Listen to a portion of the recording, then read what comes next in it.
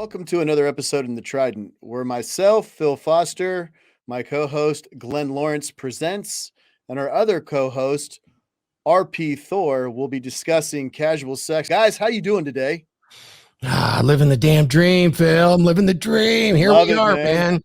Love it. Man, got my cut on. I'm ready for this. Let's What's going go, on, guys? man.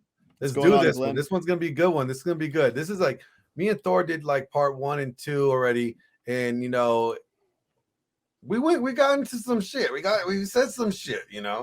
We were talking about how first we're talking about how much amazing we got to appreciate the hoes, because the hoes have a purpose. And then we got into the casual sex topic because I just kind of led into it. Yeah. What really generated this conversation between me and Glenn is just the realization that as these national surveys are coming out through the CDC and the census, especially the census about sexuality and the frequency of sex for young men versus young women. And when I say young, I'm talking 18 or it was 19 into 30, and with 30% being sexless or virgins in the previous year, either completely sexless or actually a virgin. That's a stunning number of men, as opposed to it was 12% unchanged for women in these surveys that the census did.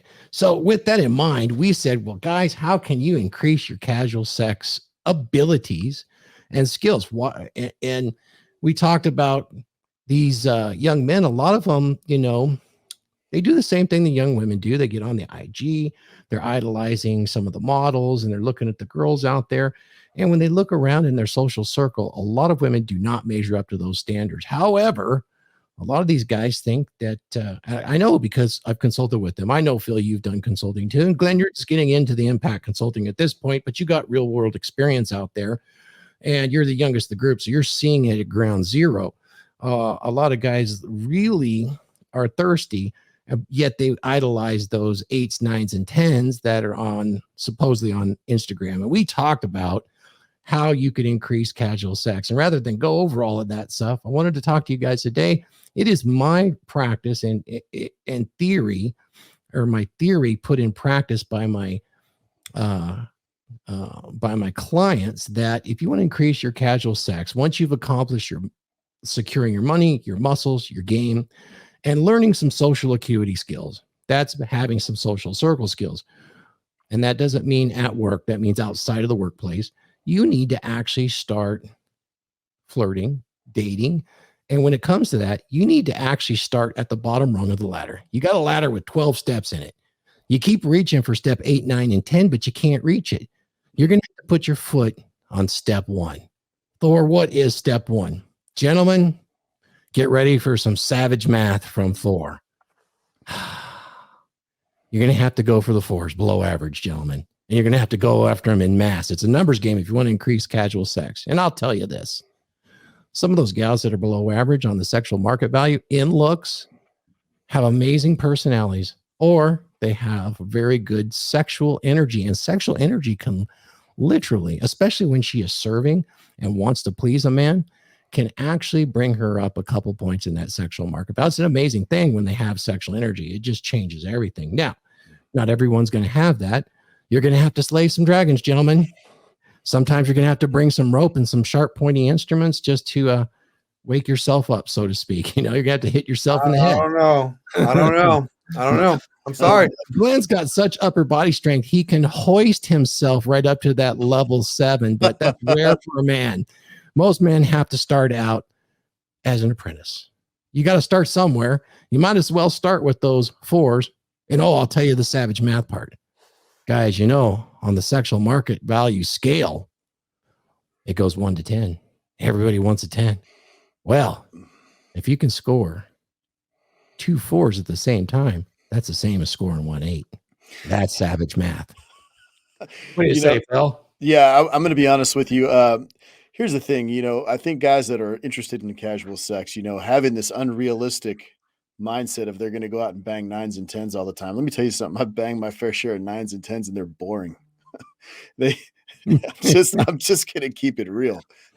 they can be boring at times. And so I tend to hover for the casual sex range. I go for the low hanging fruit. Okay, so there it is. I'm just going to put it out there. Low hanging fruit would be anywhere. You said low hanging fruit. Is that the kind that has the skin on it, or Yeah, fuzz? yeah.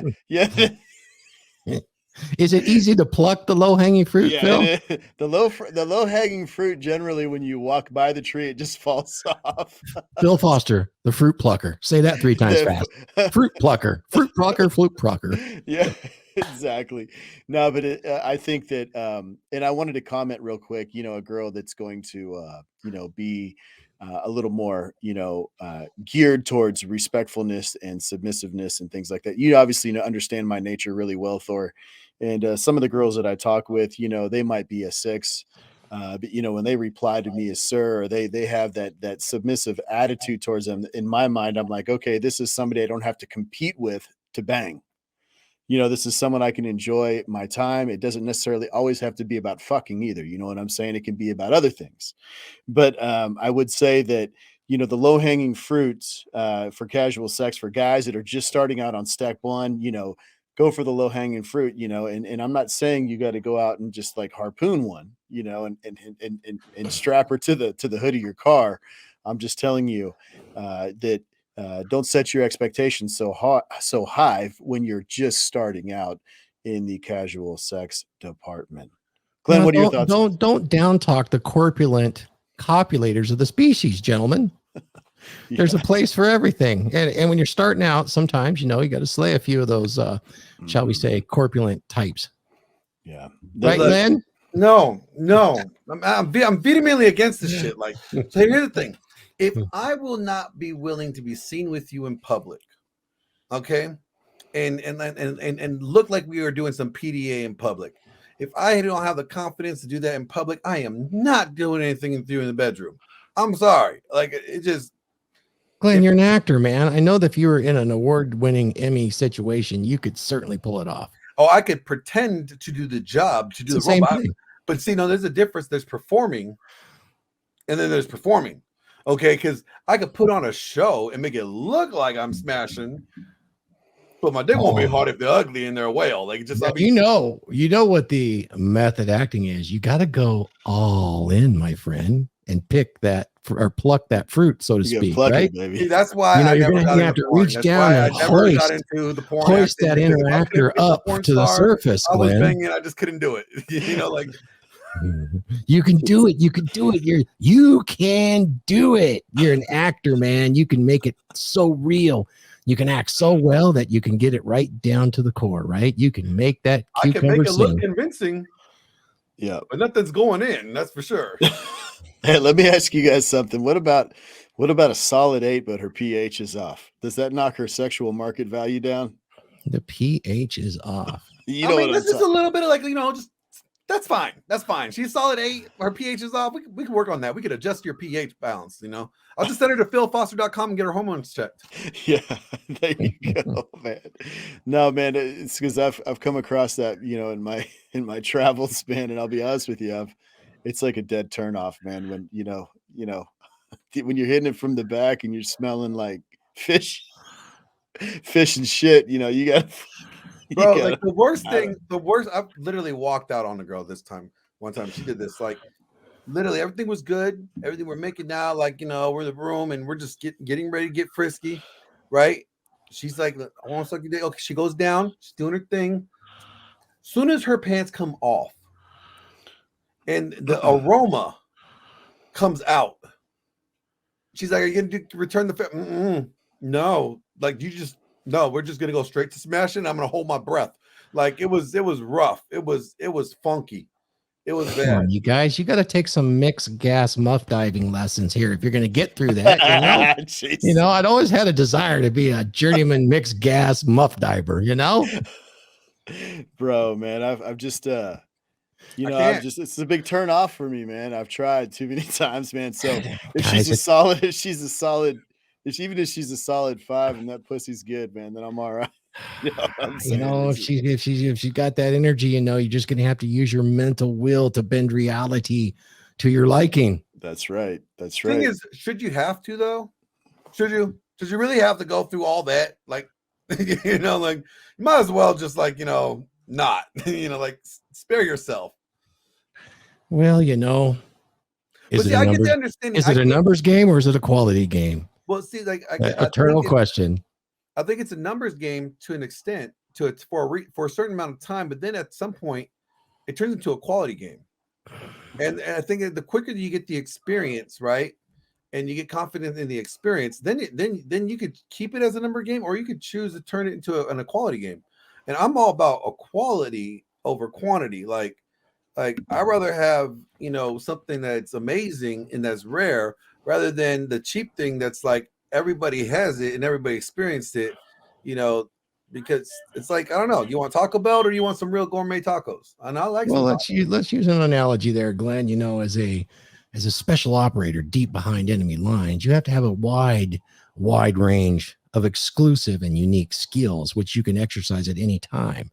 You know, you're going to be in landscapes that vary from ice cold to deep, dank swamps that are really miserable to be in. And you have to be able to perform your mission, man. You know, if you are that true special operator, then you do what you have to do to win the battle. But there's a mission at hand. There's a goal at the end of the day that you feel like it's like you have to acquire. You have to reach that goal. Now, you go into there and then swamp monsters come out and like the foam and everything and all the creatures that are crawling out of there start, you know, attacking you. You might be slay them like a man does. Yeah, you can if you choose so, or you could be like, you know what? Fuck it and run away. You fuck it, I'm running away. No, it's not running away. It's like, you know what? It's running away. My bullets are more valuable than this. I'm not shooting off any shots in this damn thing. Well, nobody said you had to use bullets. You could use your arrows, or you could really get close and personal and use that, you know, that sharp little knife, that stiletto that you got there, right there in your front pocket next to it. You know, you could pull it out, jab a few, you know, solve the monster problem. And then move on as a pro operator, right? I'm gonna share something with you. I think this is what you want, because Phil sent this to me, and you know what? I think this is what you're talking about. And he's gonna love this. Is this the one? This is the one. There you go. Love this. Man. The large fish. I'm feeling massively undergunned. All I have to pull in this giant is a thin rod. Yeah, I've seen that arm action before. Massively undergunned. It's pretty common, right? No, but you should have read the quote for him. Let me read the quote, man. I read the quote, man. It says it's been a while. It's been months since it's been months. So you tell the beast from Tinder, time to come over. And you're like, you're taking like 4 Viagras, you know, at the slightest breeze gets you hard at that point. And you're like, okay, I'm ready to go. You know, no worries. You just put the GPS, the Bluetooth jammer on, and make sure that you have the anti-camera spyware on, and you're good to go. No one will know. You're a true operator. So what is it? Like, let's think about that. You know, we're talking about guys that, like, you know, are saying they want more casual sex, and we're telling them, look, if you want more casual sex, then you have to lower your standards. Understood. That's expected. Women don't have to lower their standards so much because they have all the attention on them. So if a guy who wants to get somewhere with a woman, then he might have to lower his standards. Well, in all actuality, aren't men typically lowering their standards when they marry women? Anyways, they're marrying down typically. They're not marrying up. You know, men don't have hypergamous issues where they have to marry up. Because I wouldn't couch it that. I wouldn't couch it as lowering your standards at all. I would couch it as, if you want more casual sex, obviously you're not getting the needs you have met or the desires you have met, and you're looking to gain experience. So it's just like an apprentice when he comes into my industry. He has to start somewhere, and we don't let him go right up and grab a hold of the big juice without some sort of protection. He's got to start with the small stuff, the little juice, right? So he's got to work on the low voltage. And so you got to work on the low end of the spectrum till you can prove that you can handle yourself and you can handle all that power in your hands. And, you know, then you can start to deliver the big power loads to the customers, you know, at the high end where you're flying in at the top level. So you have to start somewhere and work your way up. And the way you do that is by proving yourself and honing your skills, learning how to be safe, learning how to interact with others and work with them, so to speak. And then, so I wouldn't say as you're lowering your standards, but you're learning how to behave socially. You're learning how to interact, and you're looking for those gals that want to interact on a sexual level, possibly a relationship level. You're always going to have some sort of relationship with them. And you might surprise yourself. You might find a completely average girl. In fact, you might find one that's just slightly above average that starts to really make an effort to please you. The experience you're going to get from that, both sexually and, as a man, can be leveraged to future relationships in measurable ways. And you would miss these opportunities if you didn't even have a mindset of being open to it. Now, here I am speaking. That's not where I'm at now, but I have definitely consulted with men about that. A lot of men do feel like you lower your standards if you go after average girls, but the marketplace is very limited to men today. Well, see, I look at it like this: it's like, when I think a girl that it's in average or slightly above average, in the long run, is a better bet than guys trying to shoot for the 9s or the 10s or the, what I'm saying? Like, because what comes with, the 9s and 10s are not unnecessarily everything that you think you want to have, because when you have a 9 or 10 that knows they're a 9 or 10 and they move a certain way, they're different. The entitlement mentality is so much higher. Yes. The expectation of, is so much higher. They want, and if you're not a guy that could maintain that, one, then you're gonna fail, both of you guys. Well, let's be real. If you're an 8, 9, or 10 right now, and you're under 30, you're likely going to get flued out. You're going to be exposed to money, lifestyles that the guys we're talking to here likely won't be able to acquire easily until they're in their mid 30s to 40s. Yeah, and it's like, so getting that girl that's maybe a 6.5 or a 7. But she is very submissive, very, complimentary to you. Very, let's just say she's a good helpmate. That girl may be not the most prettiest thing in the world, but she is a better bet and better person to get with overall than that 9 or 10. Guys, I think we're deluding ourselves, though, on the sexual market value of women based upon their looks right now.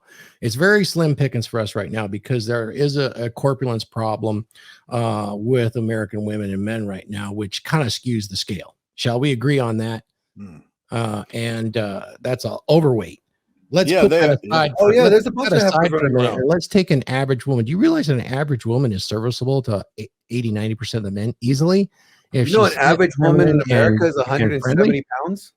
The average woman in America is 170 pounds? Did I not say we had a corpulent problem? Yeah, I'm just saying we're talking about average. I'm just giving you the average weight. That's corpulent. That's, Yes. And I said, let's discount that for a moment. And let's say that average was that of 35 years ago, in which they were 124 pounds. 124 pound average woman is a 5, right?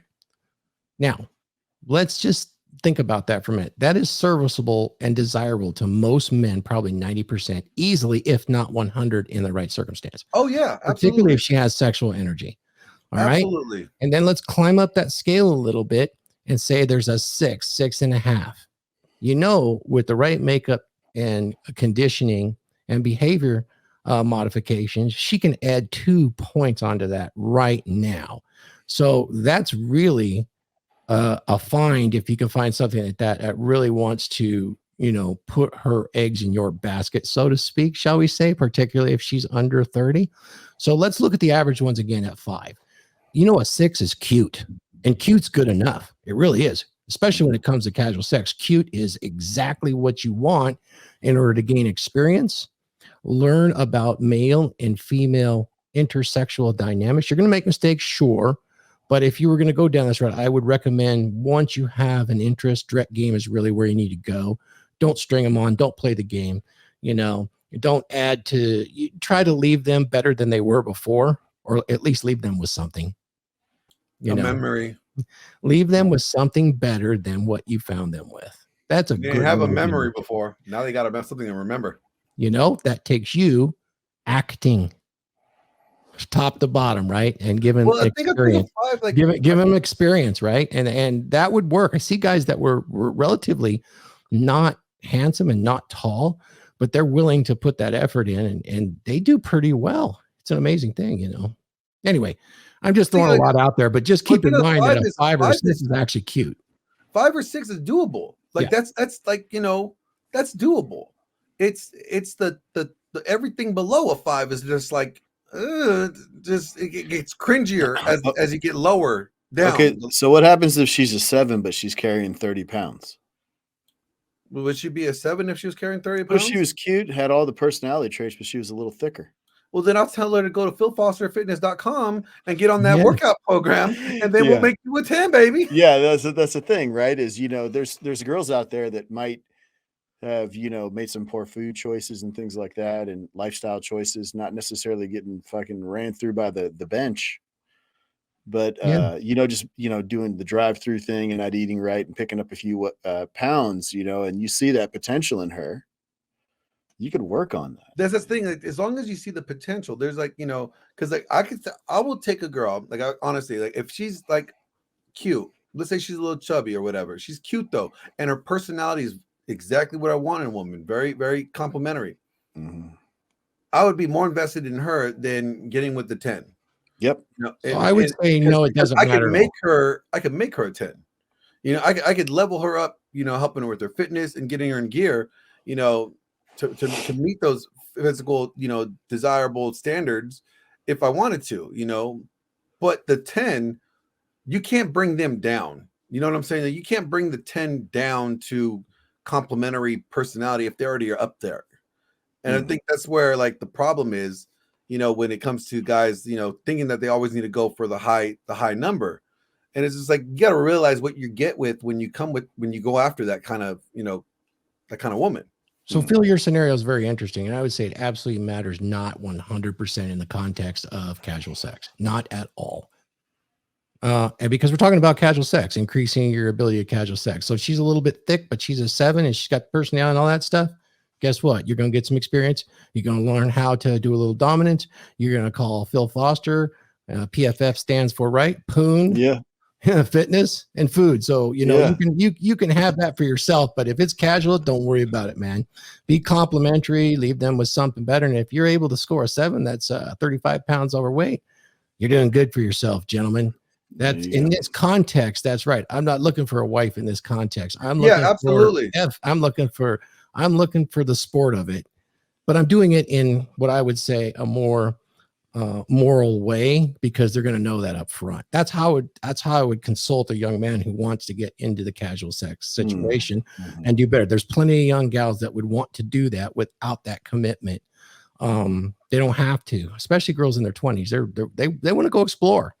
If you want to exploit that, then I wouldn't sit there and get hung up on, I need to make this girl mirror. That's where a lot of guys get hung up in the red pill, is what they truly want is that LTR.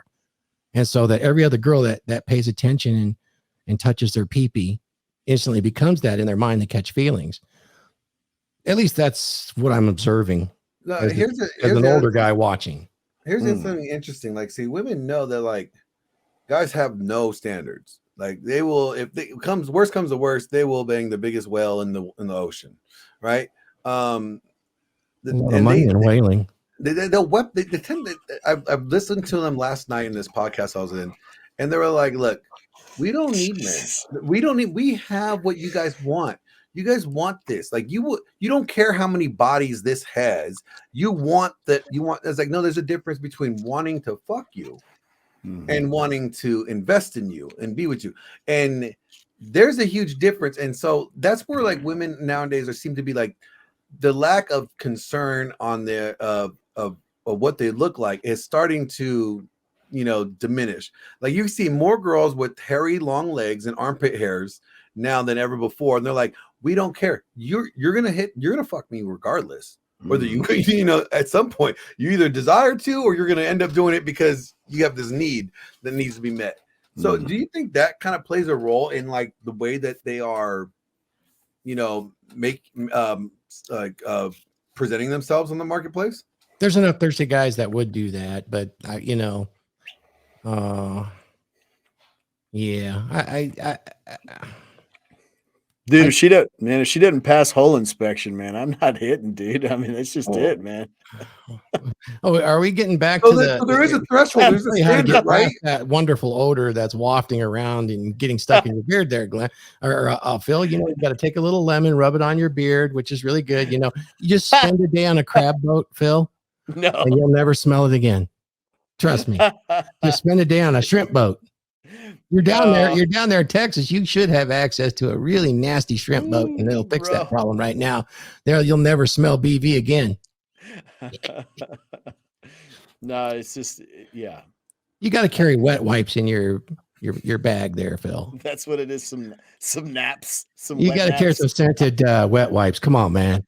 Us pros, right? You got to have that little bee bag ready to go. Yeah. Yeah, it's interesting. I wanted to circle on what Glenn was saying. You know, maybe it's just that they don't care because they know someone's going to hit one way or another. They just go out and they just serve it up, and that's that. You know, I don't think in that environment. I think girls are just, you know, they're just. I see that I've seen the decline in the last like 2 years. You know, where I think that's location too, because you know here in Texas, I mean. You know, it just seems like it's just gotten worse. Now that might be different for like LA. That might be different. Like they're I mean, we still got some hotties out here, but like these girls are starting to look interesting. I was on set with this one girl, and she has a beautiful, great little frame, you know, just great figure. But like I'm talking about armpit hair, like leg hair as long as mine, like, you know, and just dressing really down. It's just like, okay, like and you know, like to each their own. That's your thing. Maybe you're maybe you're a lesbian and you just kind of, you know, want to have some hairy legs. That's cool. Do your thing. But it's just like it's like, but that's starting to be a trend now, is where they're just not. They call it natural. It's not natural. Yeah, it is. I was talking to this one girl and she's like, yeah, so you want me to shave and all that? And I'm like, yeah, if you think you want to spend any kind of time with me, you need to take care of yourself, you know? And she didn't make it. I'm not going to lie, man. It's just like, no, she's cute and all, but you know, here's the deal, man, you can't pass inspection. There's no way. There's just no way. And what did you say that goes to what Rolo said? Like never do anything for the express pleasure of a man. Like I'm not going to. There's some of that. Yeah. And you just pass on that. So have you seen, so both of you guys have dealt with the casual sex thing and you've screened them in and out. How is your screening process? Because stay tuned and watch part 4, Casual Sex.